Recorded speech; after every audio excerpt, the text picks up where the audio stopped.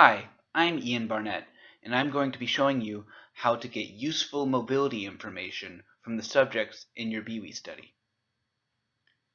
In addition, we're going to also be pairing these mobility measures with survey answers.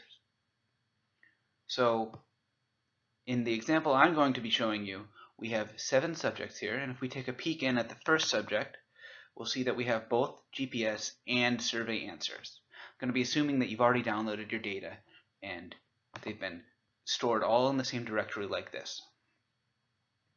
So taking a peek again at this first subject, if we look at the survey answers folder, you'll notice that there are again 3 more folders within. And these represent the IDs of 3 different surveys that they have taken at any point in time over the course of their data collection period. In our example, we're just going to be looking at the very first survey.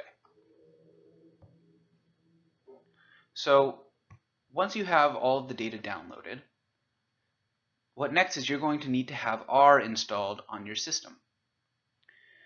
And if R is installed, you're going to need to install also a package in R called GPS Mobility. So that can be done here.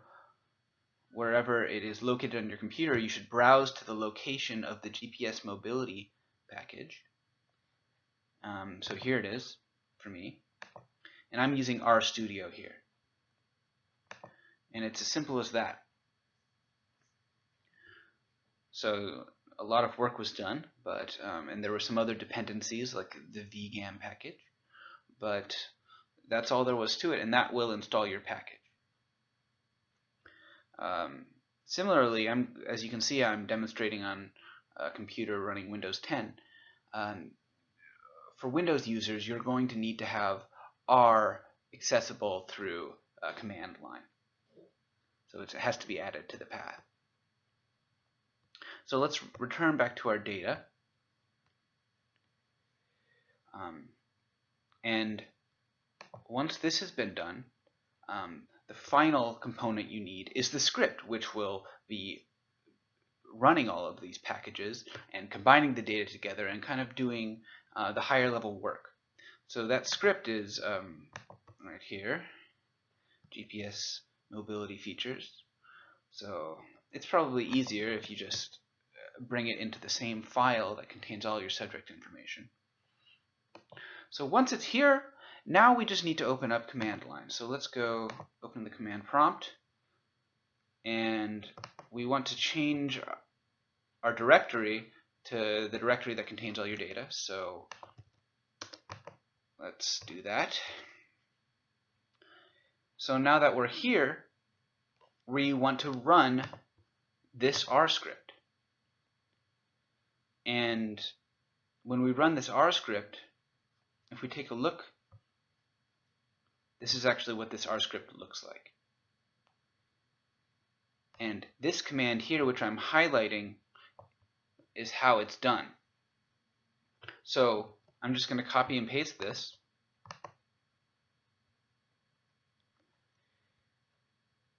So our script is will call this file, which we've moved to the right directory, so it will have access to it. We need to give it a data directory. So the data directory, well, that's the one we're in. So let's copy this address again and replace this line. So that's the first argument, and you notice that it's separated by a space. And the third argument is the survey ID. So if we take a peek again here at survey answers, we want this ID. You could pick any of those 3 surveys, but I'm just picking this one. So I'm copying that, and then let's paste that in place of this survey ID. Great. So we call our script here, and then on the GPS mobility features script, then we tell it the data directory, and then we also specify the survey ID. And then we hit enter and we let it run. So this first part you're seeing is, this is R loading various packages. So it's loading vgam, method, stats4, and splines. So you're also going to need to have those packages installed in R, which you can do in a very similar way. I think you can actually download them through CRAN, so it might be even easier. Next, you'll notice it's working correctly because it says processing GPS data for 7 subjects, and that corresponds to the 7 subjects we saw in my example folder. Now, it reads in all the GPS CSV files, and then it collapses the data within 10-second intervals. So this code that's being executed right now is in the GPS mobility package, which I showed you was installed earlier. And this is taking raw GPS data and converting it into something more useful. So we can convert it into flights and pauses. And right now, essentially, we're putting everything into 10-second intervals. So it's kind of like averaging things out and taking out some of the noise. So we have one data point for every 10-second interval. Once that is done, we convert the latitude and longitude to XY coordinates, because on the Earth we're on the surface of a sphere, but we want to project it onto a flat 2D plane. So this does the conversion. And then once we've done that conversion, we want to take those data points, which have been collapsed in every 10 seconds, and turn them into a series of flights and pauses. So a flight being where someone is moving in a straight line. Think of it like a vector. You have a direction and a length and a duration. And then pauses, and that's where if you stay still at any one moment. So that step is done. And now we're also inferring additional pauses, because there will be a lot of missingness in the data. And if you have, for example, if you have back-to-back pauses where you're in the same location, these will be merged together at this step into one pause.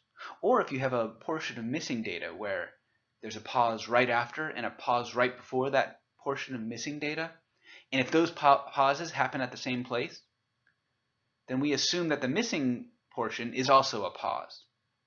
So this might happen, for example, if you have your phone with you at home, so you have a pause there, and then you turn it off before you go to sleep, so GPS disappears, and we have a huge portion of missing data while you're sleeping. In the morning, you wake up again, turn on your phone, it's in the exact same place, and we have a pause there again while you're at home before you leave to go to work or whatever you have planned for the day.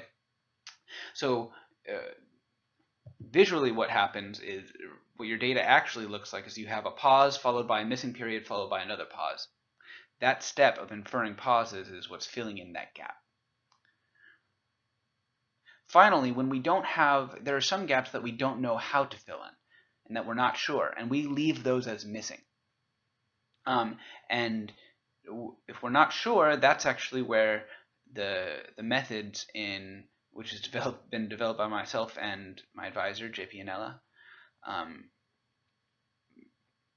that's what's happening right now. For sim number 1, we're actually simulating the mobility that happens during those missing intervals, which we're just not sure about. And this will actually take a while depending on how much data you have. So the reason actually this is taking quite a while for subject FZT9KD is because we had a full 2 months worth of data that has been collected, and in addition, it would be faster if there was less missing data, because there's less missing data that needs to be simulated. But this subject in particular had, and it's done, but this subject in particular had a lot of missing data. And so when you have a lot of missing data, that's a lot of gaps to fill, and it takes a long time to fill all of those gaps over a full 2-month period. So you'll notice that after it finished processing the first individual, and now it's processing the second individual, it skipped all these middle steps. And that's because it only has to do that once. So actually, as a little secret, I've already done this analysis myself, and But just to show you how it worked, I actually deleted the analysis for subject 1 so we could see each step of the process. But once that process is already performed, if you were going to do it again, we don't need to do all of that processing, and we can skip straight ahead to the simulation. So for subjects 2 through 7, I did not delete the previous analyses. So the processing is already in place, and it can be loaded for that subject, and it jumps straight ahead to that step.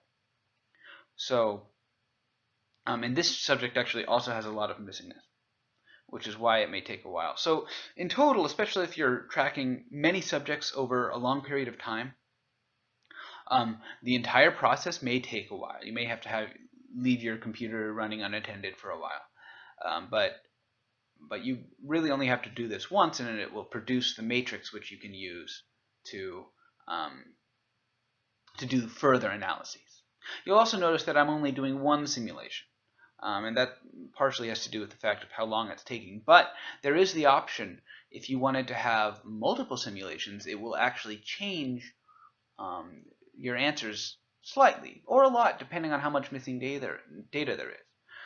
But the more simulations you do, the output matrix will average over all those simulations, so you'll get a less noisy result. So at this point, I'm going to pause and wait for skip ahead to the end. Okay, so now we're at the end. The script is finished running. So you can see, if we take a peek at what has transpired for subject 1, we had this processing that happened because I had deleted the previous files from a previous analysis, but I did not delete those files for the remaining subjects, so it just skipped that processing step and just did the simulation. So after it finished for the 7th individual, it gave a couple warnings, and these warnings, don't bother with them too much, actually. These warnings happen because the CSV files have a blank space at the end and an extra blank line, and that makes R a little bit mad. So short of deleting that space, those warnings are going to stay intact. But so after all the subjects have been processed individually, the final step is to combine them all together. So mobility features output for all subjects in this folder. So that tells us where the file is located, where the final mobility matrix has been output. So let's go visit that. Here it is. This is the file that it's pointing to. So it's in data, and then here it is. So let's take a peek. Open it up in Excel. So sure enough, you'll notice the first 4 questions are how interested were you in talking, texting, or emailing with other people today? Minimum 1, maximum 7. And then the next question was, how active were you? How good was your mood? And I don't remember this one. How well did you sleep the previous night? All of them are answered on a scale from 1 to 7. So here, at this point, starting in column G, we see, and by the way, if you had a survey that had more than 4 questions, then it would take just as many rows as there were questions, or sorry, just as many columns as there were questions. And after the columns of survey answers, then you get columns corresponding to mobility measures. So home time, distance traveled, radius of gyration, maximum diameter, etc. Measures of routine. And an important one that you probably don't want to miss is, where's the column that says minutes missing? So if you look at this minutes missing column, I'm going to highlight it. This one here. There are 1,440 minutes in a day. So this cell right here, which is highlighted, we're missing data for the entire day here. So perhaps before doing an analysis, you might want to filter out some days that have a high amount of missing data. So notice that these, we have like almost no observed data. We maybe have like one little blip during the day, and everything else is missing. So you might want to do some kind of filter where you say, okay, if we have more than 1,400 minutes missing, we will ignore this data point or something like that. But because even though we do get measures, this is what our approach does, is that we actually infer mobility on days where you have, or on portions of missingness. However, if you have a full day of missing data that we're just simulating, perhaps that's not something you want to trust. Generally, the simulation works well when the smaller the length of the missing interval that it has to simulate over. Otherwise, it could just be anything. So in this case, or at the very least, if you want to include this data, I would increase the number of simulations. This is based off of only one simulation. You probably would want to include more simulations because the answers here will be very, very noisy given how much missing data there is. So that point being made, this is what the data looks like. And if we look at this first column, so it's organized by ID. So it's first sorted by ID and then by date. So here's this subject, and then you'll notice that we had many fewer data points for some other subjects. So subjects QXW1VK4A, for example, we only had a single data point. And that's because they actually only took surveys on like 2 days, and on only one of the days did they have both GPS and survey information available. So we're kind of and because we're concatenating together the survey answers with the GPS mobility information, we had to look at the intersection of when they had of the days where they both answered the survey as well as had GPS recorded. And that for this person only happened on a single day. So anyway, this matrix you can actually feed into a longitudinal data analysis. You can, and that's kind of for a next step, and I won't talk about that in this video here. But hopefully this is helpful, and if you have would like to run this analysis on your own data that has been gathered through Beiwe, hopefully this will help you doing that yourself.